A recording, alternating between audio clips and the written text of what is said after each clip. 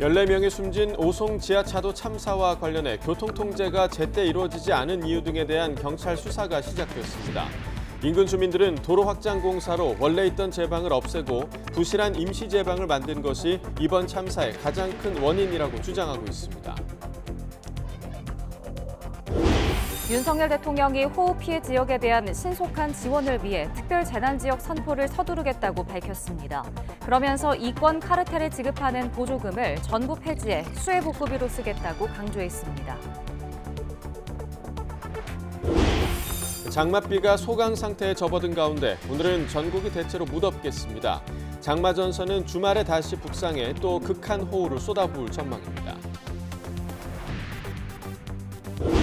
북한이 일주일 만에 탄도미사일을 발사하며 또 도발에 나섰습니다. 이번 도발은 한국과 미국의 핵협의 그룹 NCG가 서울에서 첫 회의를 진행한 것에 대한 반발로 풀이됩니다. 출생신고가 되지 않은 신생아 2천여 명 가운데 249명이 숨진 것으로 드러났습니다. 이런 가운데 솜방망이 처벌 논란이 컸던 영아 살해죄와 영아 유기죄를 폐지하는 내용의 형법 개정안이 70년 만에 국회 본회의를 통과했습니다. 러시아가 곡물 수출 안전을 보장하는 흑해 곡물협정 연장을 거부한 지 하루 만에 우크라이나의 곡물 항구를 공격했습니다. 저소득 국가를 중심으로 식량난이 벌어질 수 있다는 우려가 커지고 있습니다.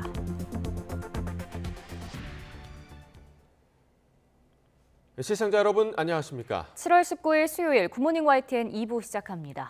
북한이 오늘 새벽 동해상으로 탄도미사일 2발을 발사했습니다. 지난 10일 대륙간 탄도미사일 ICBM을 발사한 지 일주일 만의 도발인데 한미의 확장 억제 협의체인 핵협의그룹 NCG 출범과 미국 전략핵 잠수함 부산 기항에 대한 반발로 보입니다.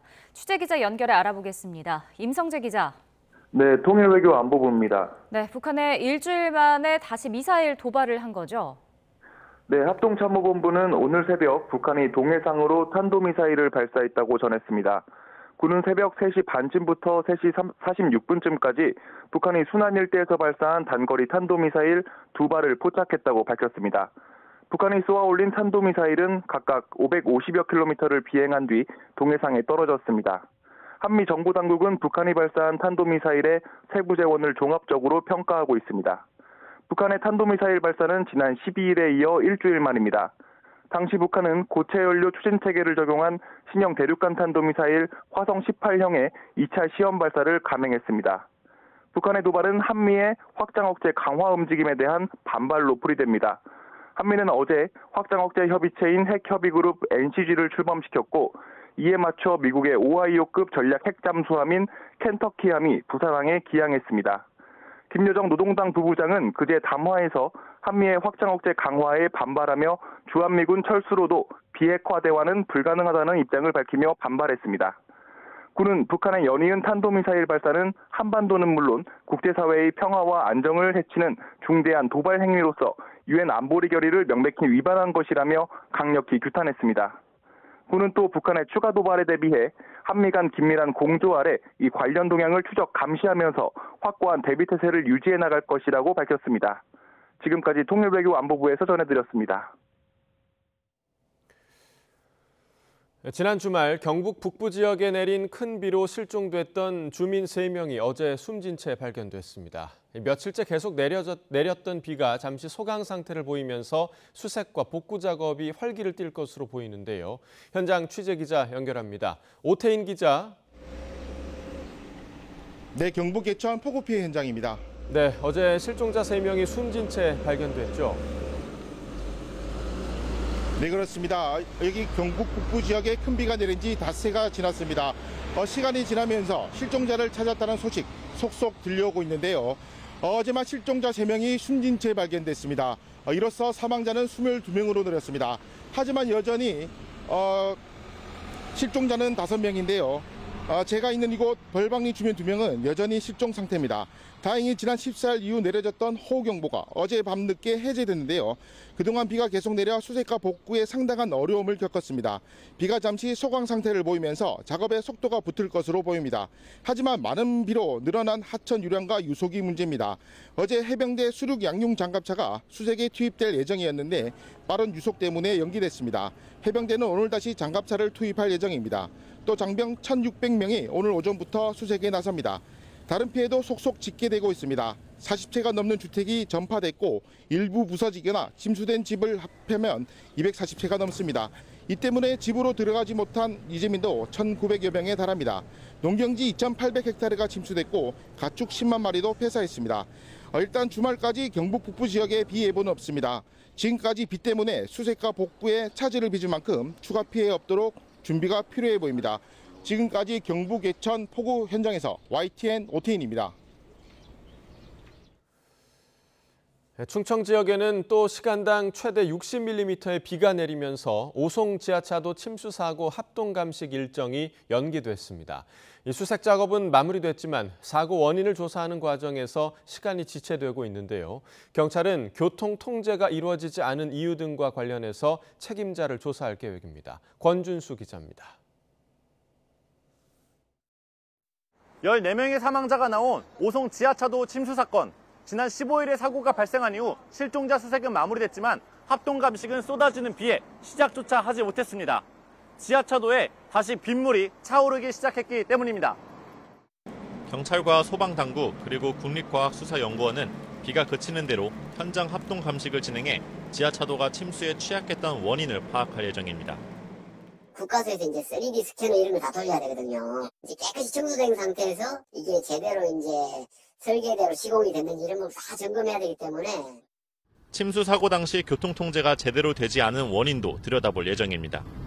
도로관리청에서 침수가 잦은 지하차도에 대한 대비가 전혀 없었다는 겁니다. 비가 오고 있는데도 버스 노선에서 오히려 지하차도를 이용하도록 한 청주시청에 대한 책임도 불거졌습니다.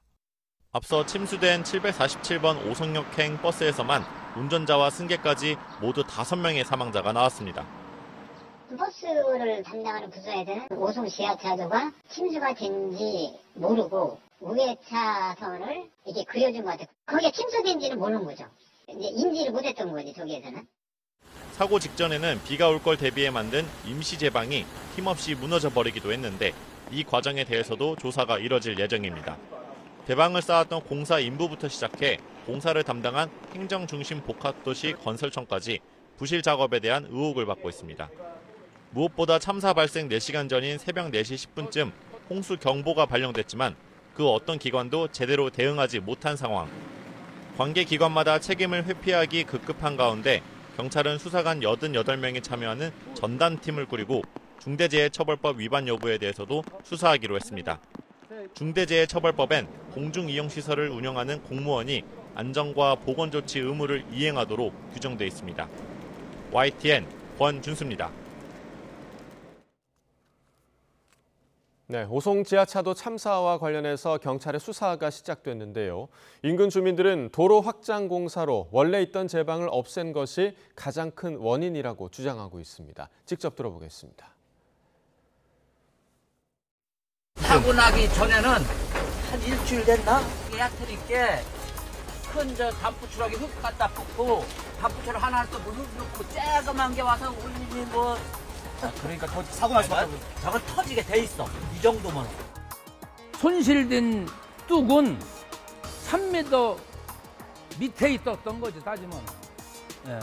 그러니까 넘칠 수밖에 없는 거고. 부실했기 때문에. 재해 일어나기 전에 그 뚝을 싸는 걸 내가 본 적이 없어요.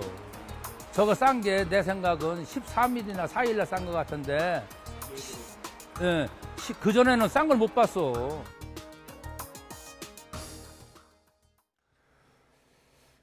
극한 호우 현상이 해마다 반복되면서 우리 물 관리 정책이 대폭 개편돼야 한다는 목소리가 높습니다.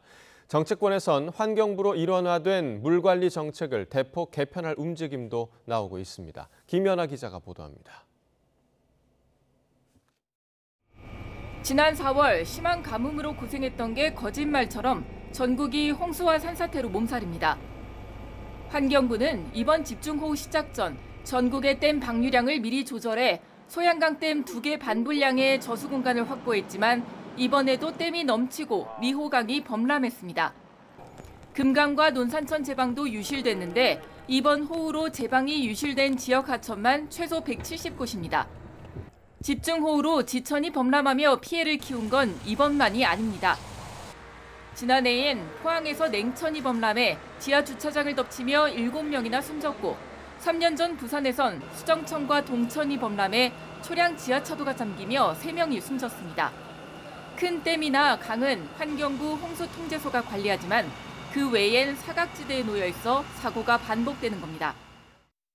지방하천들이 원류되거나 붕괴되는 거, 그다음 소하천들이 붕괴되는 거, 그것보다 좀 더 걱정되는 거는 상류에 보면은 중소규모의 저수지들이 한 2만 개 정도가 있습니다. 이런 것들은 비가 많이 올 경우는 원류 장치가 별로 없기 때문에 붕괴될 수 있기 때문에.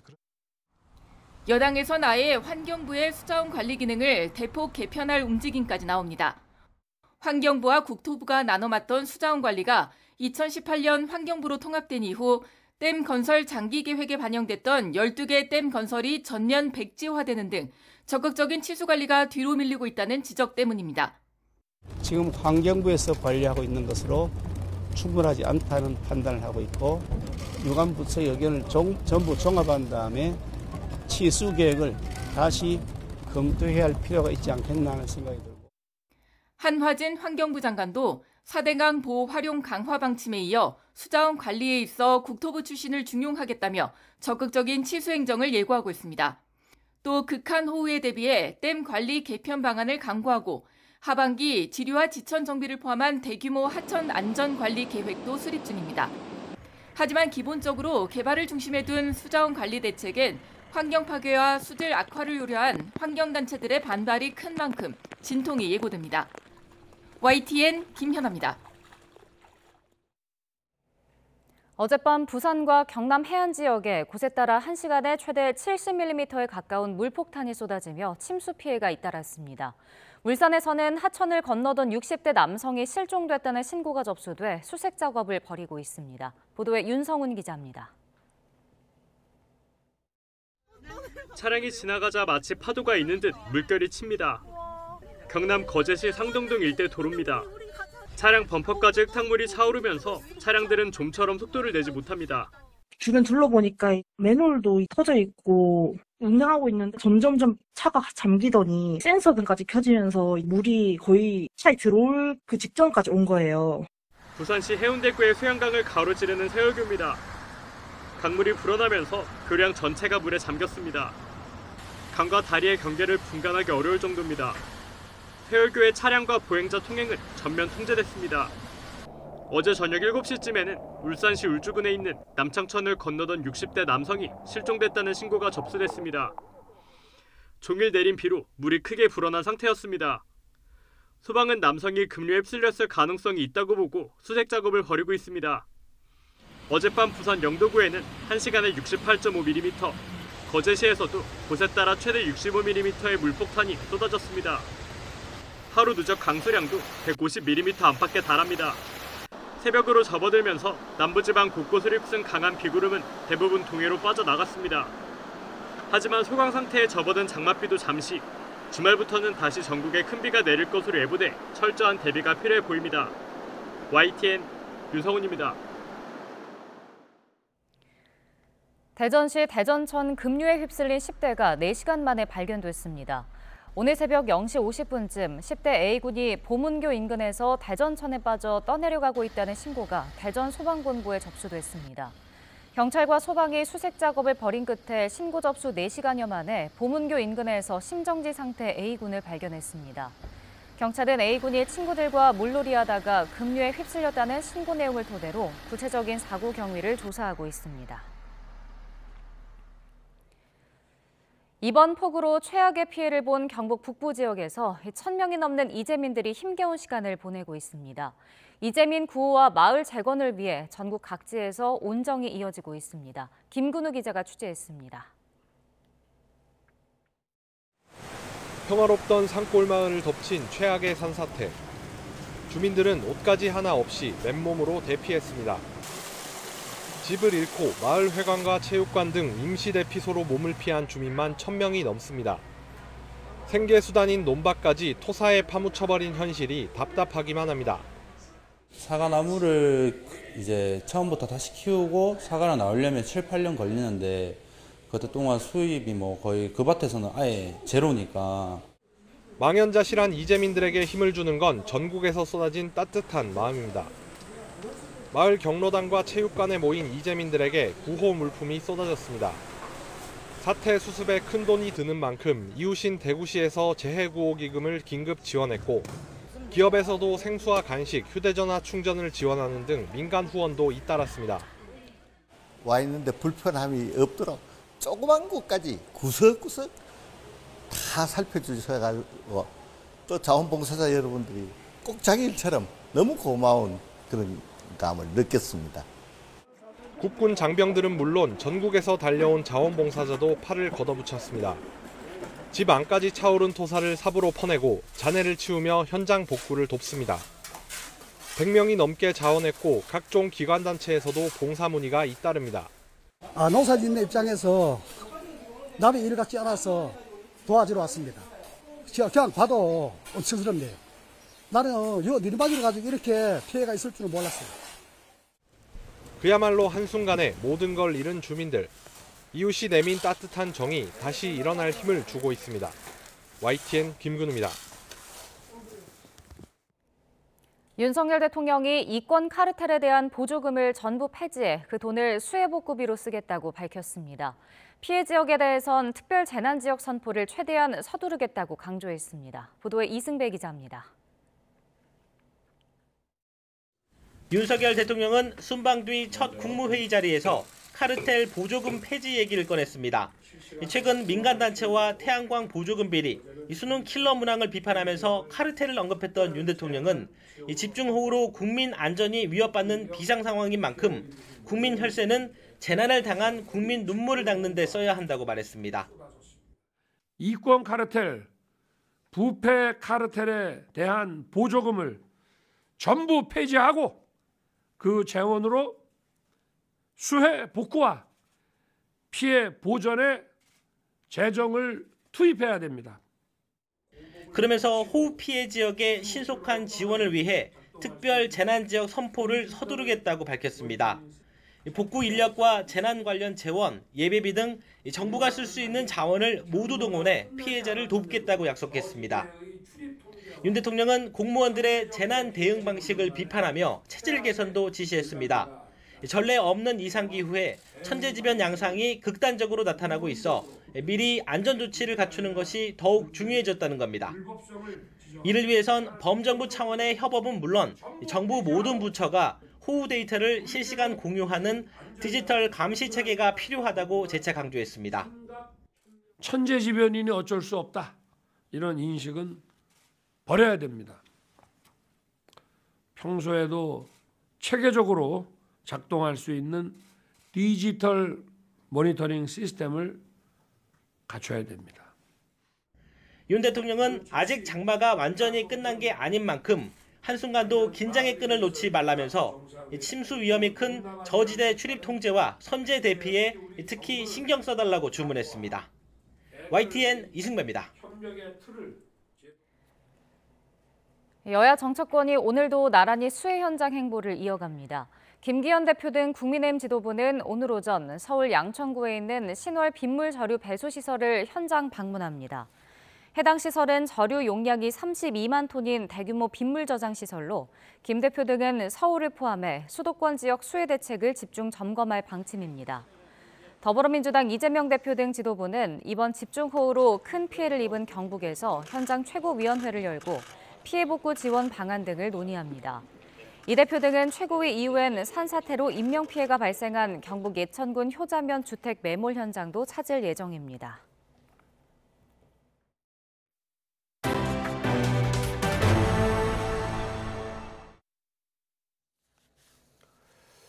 출생신고가 되지 않은 신생아 2천여 명 가운데 249명이 숨진 것으로 드러났습니다. 보건복지부는 출생신고를 하지 않아 주민등록번호 없이 임시 신생아번호로 남아있는 아동 2,123명의 소재를 전수조사한 결과 249명이 숨진 사실을 확인했다고 밝혔습니다. 또 814명은 아직 소재가 확인되지 않거나 유기 및 불법 입양 등 범죄 혐의와 관련돼 경찰 수사가 진행 중입니다. 다만 숨진 신생아 가운데 222명은 출생신고 전 병사 등으로 숨져 정상적인 사망신고가 이루어진 경우라고 설명했습니다. 솜방망이 처벌 논란이 불거졌던 영아 살해죄와 영아 유기죄를 폐지한 형법 개정안이 70년 만에 국회 본회의를 통과했습니다. 앞으로는 최대 사형에 처할 수 있는 일반 또는 존속 살해죄가 적용됩니다. 권남기 기자입니다. 냉장고에서 신생아 시신 2구가 발견된 지난달 수원 영아 사건 초기 경찰이 친모에게 적용을 검토한 범죄 혐의는 영아 살해죄였습니다. 하지만 몰래 출산 뒤 살해한 범행 수법이 알려지며 처벌이 약할 수 있다는 비판이 거세지자 일반 살인죄로 혐의를 변경했습니다. 숨진 아이들에게 하실 말씀 없으십니까? 그런데 앞으로는 이런 논란 자체가 사라집니다. 영아 살해죄와 영아 유기죄를 폐지한 형법 개정안이 지난 1953년 형법이 만들어진 지 70년 만에 국회의 문턱을 넘었기 때문입니다. 극심했던 가난 등 한국전쟁 직후 사회적 상황이 반영된 기존 법안이 시대와 동떨어졌다는 지적에 따른 겁니다. 가결되었음을 선포합니다. 10년 이하의 징역형에 처하도록 규정했던 기존 영아 살해죄 조항이 삭제되면서 이제 영아 살해 범죄는 사형에서 무기, 5년 이상이나 7년 이상의 징역형을 받는 일반 살인죄 혹은 존속 살해죄가 적용됩니다. 영아 유기 범죄 역시 3년이나 10년 이하의 징역형에 처하는 일반이나 존속 유기죄로 처벌받습니다. 국회 본회의를 통과한 형법 개정안은 대통령이 공포한 날로부터 6개월 뒤에 시행됩니다. 영아의 생명권을 두텁게 보호하는 효과를 가져오게 될 것으로 기대됩니다. 이런 가운데 국회는 권영준, 서경환 두 대법관 후보자에 대한 임명 동의안도 통과시켰습니다. 다만 권 후보자는 고액 로펌 의견서 논란으로 본회의 직전에야 부적절하다는 소수 의견이 들어간 보고서가 가까스로 채택됐습니다. YTN 권남기입니다. 프로축구 구단의 입단 비리 의혹을 수사하는 검찰이 안산FC 대표가 입단을 대가로 돈을 받은 정황을 확인해 강제 수사에 나섰습니다. 서울중앙지방검찰청은 어제 프로축구 2부 리그에 소속된 안산FC 이모 대표와 선수 선발 담당자 배모 씨의 사무실과 주거지 등에 검사와 수사관들을 보내 압수수색을 진행했습니다. 이들은 중개인 최모 씨로부터 선수 2명을 입단시켜달라는 청탁을 받고 수천만 원을 챙긴 혐의를 받습니다. 4살배기 딸이 보는 앞에서 가족을 때리고 흉기로 찌른 30대 남성이 1심에서 징역 2년 6개월을 선고받았습니다. 인천지방법원은 피해자인 가족들이 처벌을 원하지 않더라도 A씨의 범행 내용을 살펴보면 엄중한 책임을 물을 수밖에 없다며 이같이 선고했습니다. A씨는 지난 3월 새벽 인천 연수구 집에서 아내를 때리고 장인이 이를 말리자 흉기로 찌른 혐의로 재판에 넘겨졌습니다. 평소 공사장 안전관리를 제대로 하지 않아 노동자를 추락해 숨지게 한 업체 대표들이 실형을 선고받았습니다. 인천지방법원은 부동산 종합개발회사 대표와 아래도급 건설업체 대표에게 각각 징역 10개월과 8개월을 선고하고 법정 구속했습니다. 재판부는 이제껏 사고가 나지 않은 것이 다행일 정도로 공사장 안전조치가 미흡했다며 피해자가 이 때문에 숨진 인과관계가 인정된다고 봤습니다. 더불어민주당이 의원총회를 열고 정당한 구속영장 청구에 대해 소속 의원들의 불체포 특권을 내려놓기로 결의했습니다.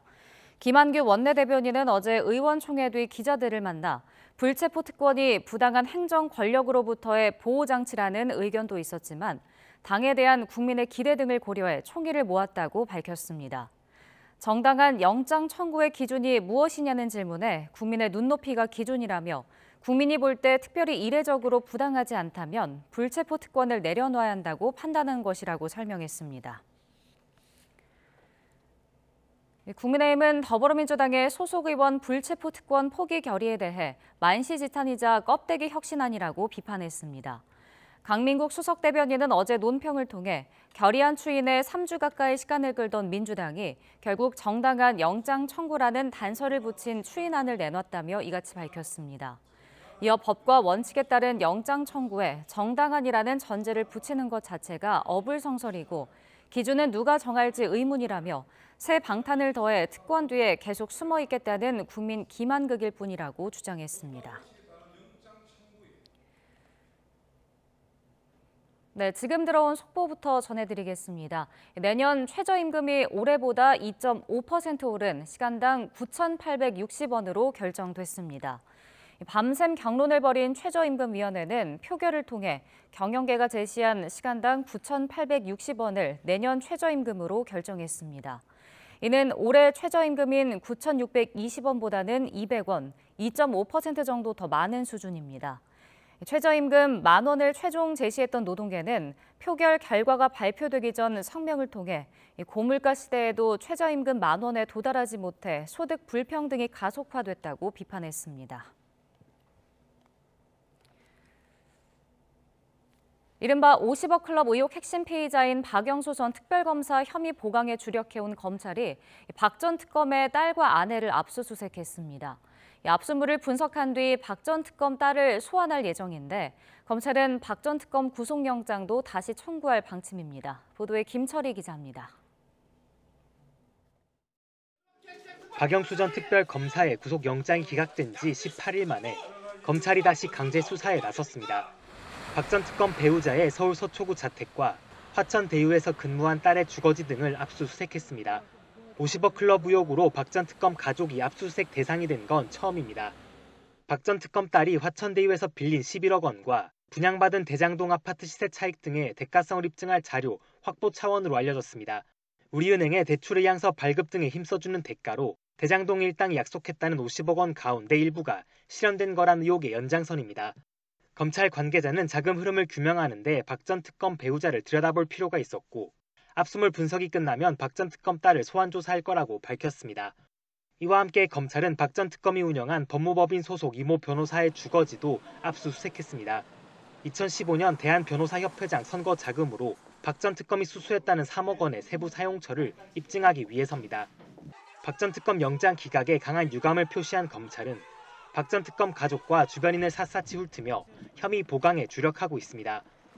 50억 약정 의혹과 실제 박 전 특검이 현금으로 받았다는 8억 원의 성격이 추가 증거를 통해 더욱 명확해지는 대로 검찰은 박 전 특검 구속 영장을 재청구할 방침입니다. YTN 김철입니다. LG그룹 고 구본무 회장의 배우자 김영식 씨와 딸들이 상속 재산을 다시 나누자며 구광모 현 회장을 상대로 낸 소송의 첫 재판이 열렸습니다. 어제 서울 서부지방법원에서 열린 상속회복 청구 소송 첫 변론 준비 기일에서 김 씨 측은 구 회장이 주식을 모두 상속받는다는 유언이 있었던 것으로 기망당하고 협의서를 썼다고 주장했습니다. 그러나 구 회장 측은 상속 재산 분할 협의서를 작성하는 과정에서 어떤 문제도 없었고 적법했다고 반박했습니다. 로또 1등을 현실로 만들어주겠다며 가짜 예측 번호를 주고 10억여 원을 챙긴 혐의로 일당이 무더기로 붙잡혔습니다. 인천 남동경찰서는 가짜 로또 번호 예측 사이트를 운영한 30대 A씨를 구속해 검찰에 넘긴 뒤 부하 직원 30여 명도 사기와 범죄 단체 조직 혐의를 적용해 수사를 이어가고 있습니다. 이들은 재작년 2월부터 최근까지 가짜 로또 번호 예측 사이트를 운영하면서 회원 200여 명에게 11억 원을 받아 챙긴 혐의를 받습니다. 국내에 거주하는 외국 국적의 이주 아동이 대한민국 국적을 가지지 않고 있다는 이유로 유아학비를 지원받지 못하는 것은 차별이라는 국가인권위원회 판단이 나왔습니다. 인권위는 지난 6일 교육부 장관에게 관계 중앙 행정기관과 전문가가 참여하는 협의체를 구성해 유아학비 지원을 확대하는 방안을 마련하라고 권고했습니다.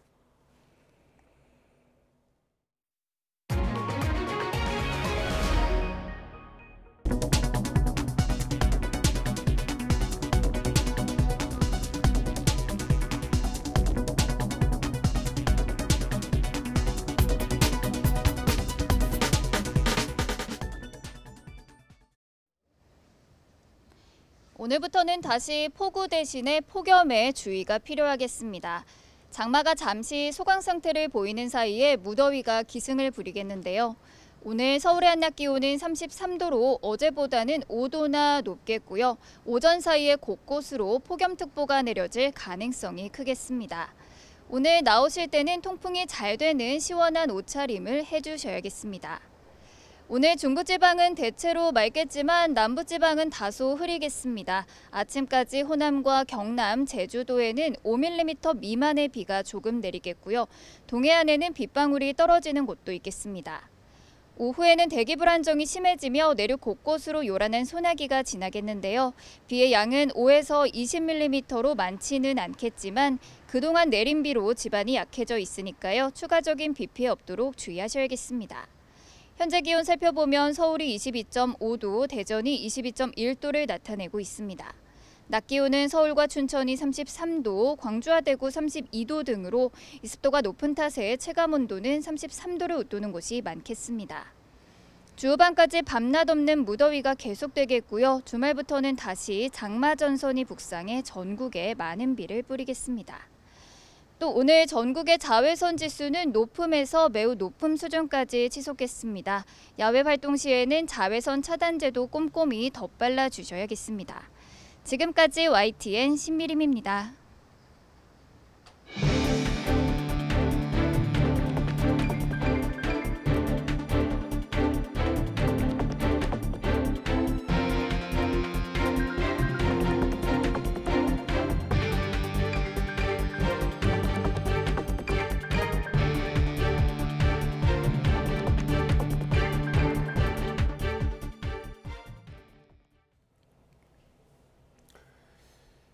미국의 전략 핵 잠수함이 우리나라에 기항한 가운데 북한이 오늘 새벽 탄도미사일을 기습 발사했습니다.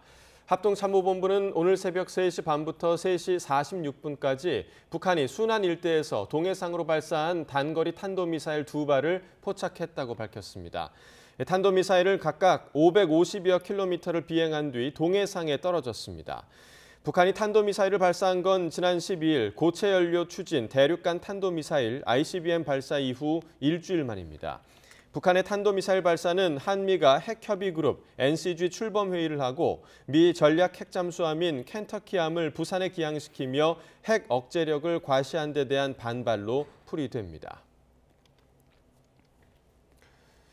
판문점 공동경비구역을 견학하던 주한미군이 군사분계선을 넘어 월북했습니다. 미 국방부는 미군 장벽이 자기 의지로 북한으로 넘어갔다며 사건 해결을 위해 노력하고 있다고 밝혔습니다. 워싱턴에서 권준기 특파원입니다. 미국인의 월북 사실을 처음 알린 건 판문점 공동경비구역 경호를 맡은 유엔 사령부였습니다. 판문점을 견학하던 미국인 한 명이 무단으로 군사 분계선을 넘었다고 밝혔습니다. 미 국방부 장관은 브리핑을 통해 월북한 미국인은 미군 장병이라고 확인했습니다. One of our service members who was on a tour willfully and without authorization crossed the military demarcation line.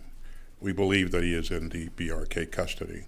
이번 월북 사건이 안보에 미칠 영향을 질문하자 가장 중요한 건 장병의 안전이라며 사건 해결에 집중하겠다고 말했습니다. I'm absolutely foremost concerned about the welfare of our troops. And so we will remain focused on this. And again, this will develop in the next several days and hours. 뉴욕타임스는 월북한 미군이 한국에서 폭행 혐의로 체포됐다 풀려난 뒤 군 징계를 받기 위해 텍사스 포트블리스 기지로 송환될 예정이었다고 보도했습니다.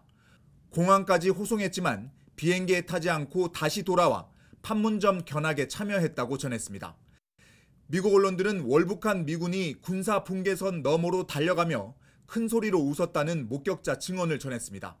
백악관은 북한에서 미국인 영사 업무를 대행하는 스웨덴과 한국 정부를 접촉하고 있다며 바이든 대통령도 이번 사건을 보고받았다고 밝혔습니다.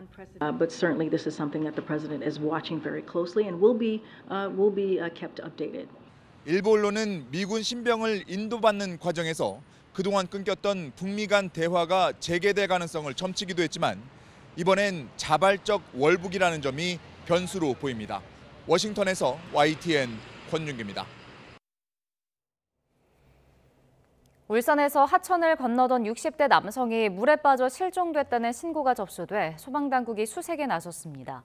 울산 소방본부는 어제 저녁 7시쯤 울산시 울주군에 있는 하천인 남창천에 60대 남성 A씨가 빠졌다는 신고를 접수했습니다.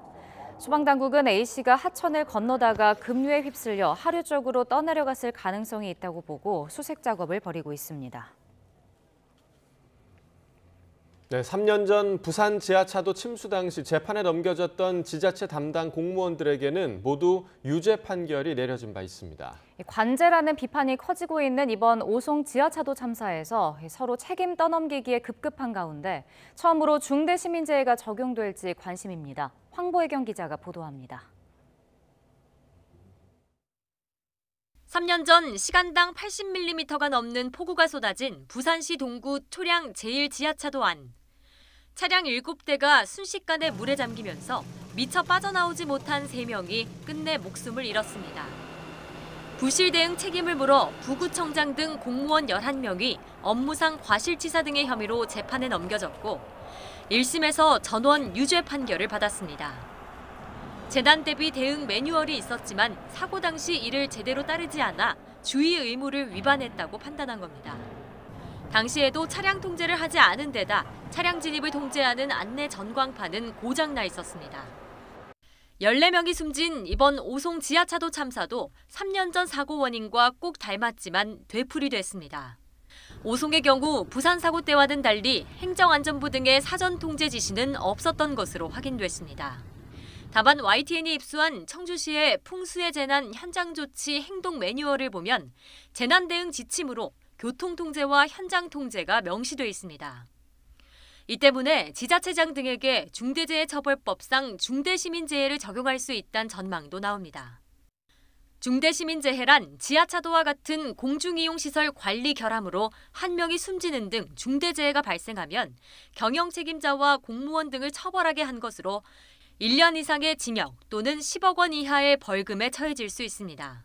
112 신고나 홍수 피해 예보가 발생했음에도 불구하고 적절하게 대처하지 않은 점, 그래서 결국은 통제되지 않았고 이것을 컨트롤하는 재난관리 안전 책임자가 이를 책임져야 되는 상황입니다. 지난해부터 시행되고 있는 중대시민재해 조항으로 지자체장이 처벌된 사례는 아직 한 번도 없습니다. 앞서 지난 4월 경기 성남시 정자교 붕괴 사고와 관련해 경찰은 성남시장 등을 대상으로 적용할지 여부를 검토하고 있습니다. 이번 오송 지하차도 사고와 관련해 대규모 전담수사본부를 꾸린 경찰이 처음으로 중대시민재해를 적용해 수사할지 주목됩니다. YTN 황보혜경입니다.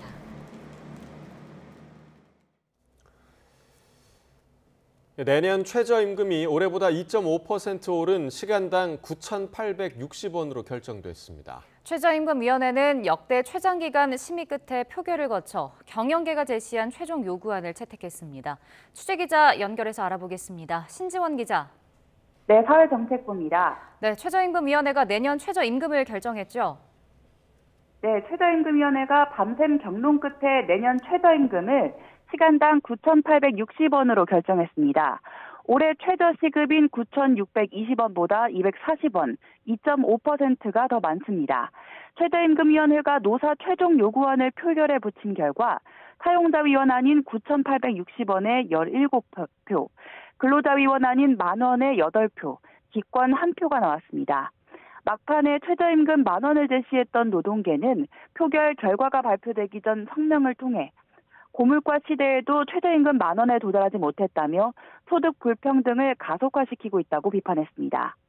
앞서 공익위원은 9,820원과 1,150원 사이에서 내년 최저임금 수준을 정하라며 중재안을 제시했지만 노사 양측이 합의에 이르지 못하면서 표결로 넘어갔습니다. 이번 표결에는 지난달 고공농성을 벌이다 구속된 근로자위원이 해촉되면서 근로자위원 8명, 사용자위원과 공익위원은 각각 9명씩 참여했습니다.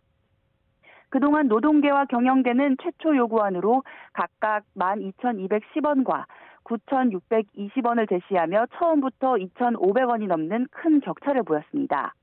이후 10차례 이상 수정을 거쳐 140원까지 격차를 좁혔지만 노사 간 입장차가 팽팽해 합의에 이르지는 못했습니다. 이번 최저임금위원회는 지난 5월 2일 첫 전원회의를 개최한 이후 110일 동안 논의를 이어왔습니다. 역대 최저임금위원회에서 심의기간이 가장 길다는 기록을 세웠는데요. 노동부 장관이 최종 결정안을 넘겨받아 오는 8월 5일 내년 최저임금을 고시할 방침입니다. 지금까지 사회정책부에서 전해드렸습니다. 불어난 강물과 함께 강 하류로 떠내려오는 쓰레기는 폭우 때마다 늘 골칫덩인데요. 지난 14일부터 충청권에 내린 집중호우로 1,000톤에 달하는 장마 쓰레기가 금강하구로 몰려와 서해안 해변을 온통 뒤덮었습니다. 보도에 김태원 기자입니다. 마구잡이로 뒤엉킨 나뭇가지와 풀들이 바다 위를 가득 메웠습니다. 항만에 줄이어 정박한 배들이 마치 땅 위에 있는 것처럼 착각하게 할 정도입니다. 군데군데 놓인 흰색 플라스틱 용품과 스티로폼도 보입니다.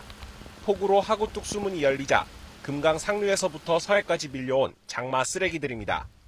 항구에서 10km나 떨어진 서천군 마서면의 작은 해변에도 끝모를 쓰레기 행렬은 이어집니다. 바람과 해류를 타고 서천군 일대 서해안을 따라 곳곳에 널린 겁니다. 잠시 해안을 따라 걸어다니며 쓰레기들을 담아 봤습니다. 플라스틱 병과 배달용기 등 각종 생활 쓰레기는 셀 수 없이 많았고요. 어디서부터 왔는지 모를 도로 방호벽까지 해변으로 떠밀려 왔습니다. 폭우가 내린 지 닷새도 채 되지 않았는데 바다로 쏟아진 부유물은 무려 1,000톤에 달합니다. 굴착기 등 중장비를 동원해 치워봐도 다음날 비가 오면 금세 다시 쌓여버리다 보니 작업엔 끝이 없습니다. 이번 달 말까지 목표를 하고 있는데요. 계속 비 오고 오면 작업을 못 하잖아요. 또 오늘 밤에라도 상류 측에서 200mm 이렇게 왔다 하면 또 내려올 테니까. 어민들은 매해 찾아오는 장마 쓰레기들이 어망을 망치거나 어선을 손상하는 일이 허다해 생계를 위협할 정도라고 말합니다. 쓰레기 때문에 배들이 현재 지금 나가지도 못하고 들어지도 못하고 움직이지도 못하고 있는 상태입니다. 그래서 지금 출항을 해야 되는데 출항을 못하고 있는 입장이에요. 쉴 새 없이 퍼부은 비로 충청권 곳곳에서 피해가 이어지는 가운데 쓰레기 폭탄까지 맞닥뜨린 지역의 고민도 깊어져 갑니다. YTN 김태원입니다. 네, 이번 집중호우로 비에 젖은 차량이 많습니다. 이때 제대로 관리하지 않으면 차량 수명이 단축되거나 잔고장이 날 가능성이 큰데요. 이 침수 피해를 입었다면 이후 어떻게 차량 관리를 해야 하는지 엄윤주 기자가 정리했습니다. 트럭 한 대가 폭포수처럼 흙탕물이 쏟아지는 지하차도를 간신히 빠져나갑니다. 거친 물길 탓에 차량 바퀴는 보이지도 않습니다. 이제 글리 물이 들어가니까 시동이 꺼지더라고. 그다음부터 시동이 안 터져서 그냥 우리 차만 버렸어요, 그냥. 그게 얼마 안 나는데 벌써 차가 잠겼더라고, 우리 차가. 이렇게 집중호우 때마다 발생하는 차량 침수 피해. 지난해에는 침수 사실을 속인 차량이 중고차 시장에 대거 유입되면서 금감원이 단속을 벌이기도 했습니다. 하지만 비에 젖었더라도 이후 차량 관리에 조금만 신경 쓴다면 더 오래, 더 안전하게 탈 수 있습니다. 가장 중요한 건 습기 제거입니다. 먼저 차 문과 트렁크, 보닛을 모두 열어둔 채 햇볕에 바짝 말려주는 게 좋습니다. 만약 물 웅덩이를 통과했다면 이후 서행하면서 브레이크를 여러 번 가볍게 작동시켜 젖어있는 제동장치를 건조해야 합니다. 빗물에 갇혀 엔진 내부로 물이 들어간 경우 무턱대고 만지는 건 위험합니다. 대신 정비소에 연락해 견인한 뒤 엔진과 주변 물품을 전부 분해해 청소하는 게 안전합니다. 운전석의 앞쪽에 있는 그 보이지 않는 곳에 습기가 그대로 남아있다 보면 곰팡이가 있게 되고 결국 냄새로 나타나게 되고 습기가 있으면 오히려 부품이 부식이 더 되겠죠. 자동차 부품에 녹이 쓴다든지. 이 과정에서 자기 차량 손해담보에 가입한 운전자라면 사후 관리 비용 전부를 보험사에 청구해 보상받을 수 있습니다. 다만 가입 당시 약관에 따라 자기 부담금이 발생할 수 있습니다. YTN 엄윤주입니다.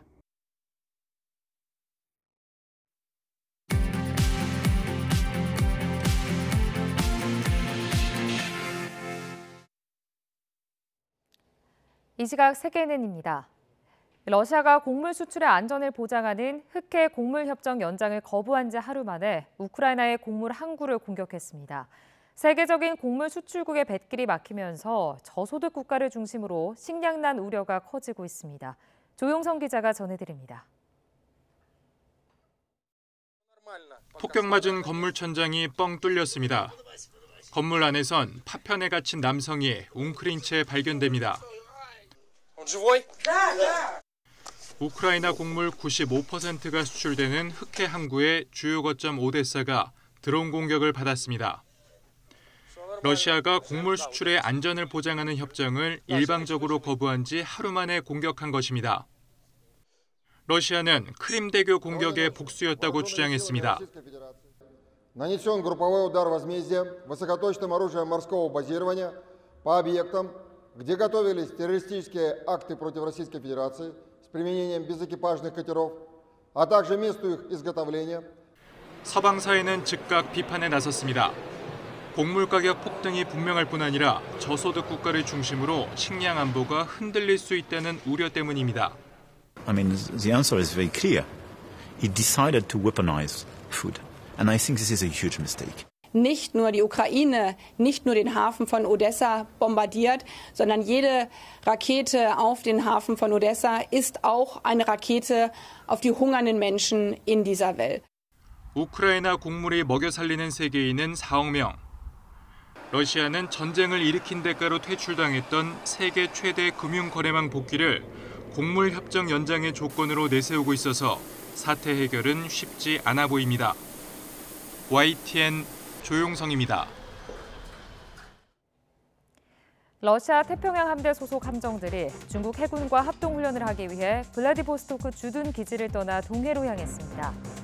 타스 통신 등의 보도에 따르면 이번 합동훈련에 6,800톤급 대잠 구축함 2척과 초기함 등을 파견하며 태평양 함대 소속 장성인 발레리 카자코프 해군 소장이 함정들을 지휘할 예정이라고 전해졌습니다.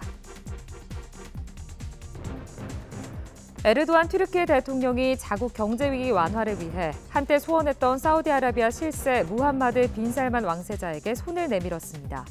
국영 SPA통신에 따르면 에르도안 대통령은 현지 시간 17일 홍해 연안에 있는 사우디 제2도시 제다에 도착해 빈 살만 왕세자와 회담했습니다.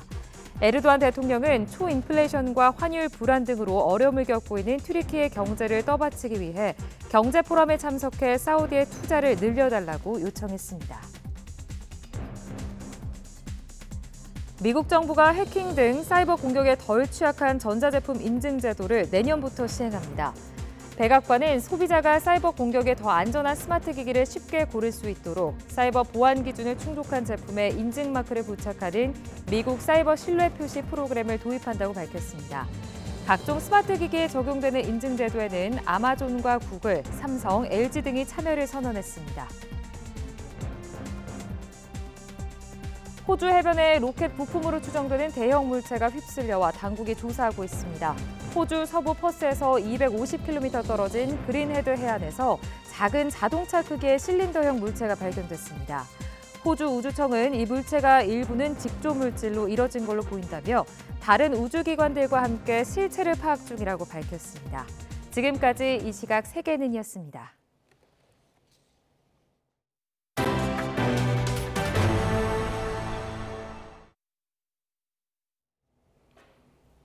여자 축구 세계 최강을 가리는 여자 월드컵 개막이 내일로 다가왔습니다. 25일 조별 예선 첫 경기를 앞둔 우리 대표팀은 호주 현지에서 마지막 담금질의 한창입니다. 보도에 허재원 기자입니다. 지구 반대편 호주에 마련한 훈련 캠프에서 선수들은 컨디션을 최고조로 끌어올리고 있습니다. 조별 예선 첫 경기까지 일주일 남긴 상황. 여자 대표팀의 훈련은 여전히 고강도입니다. 생애 마지막 월드컵에 나서는 베테랑들과 여자 축구의 미래를 책임질 신예들의 조화가 어느 때보다 잘 이루어졌다는 평가입니다. 강팀들이랑 싸워서 득점을 하는 게 솔직히 쉽지만은 않으니까 최대한 실점을 막아내기 위해서 많이 노력하고 있습니다. 고강도로 좀 많이 띄워주고 감독님이 이렇게 주문하시는 그런 요소에 터프하게 플레이하는 스타일이 좀 제 강점인 것 같습니다. 네 번째 월드컵 무대를 밟는 대표팀은 8강 진출이라는 당찬 출사표를 던졌습니다. 지금까지 출전한 3번의 월드컵에서는 단 한 번 조별리그를 통과했습니다. 대표팀의 피파 랭킹은 H조에서 두 번째로 높은 17위. 우리보다 랭킹이 낮은 콜롬비아와 모로코를 반드시 잡고 마지막 독일전을 편하게 치르겠다는 목표입니다. 처음으로 32개 나라가 참가하는 이번 대회에서는 조 2위를 확보해야 16강행 티켓을 거머쥘 수 있습니다.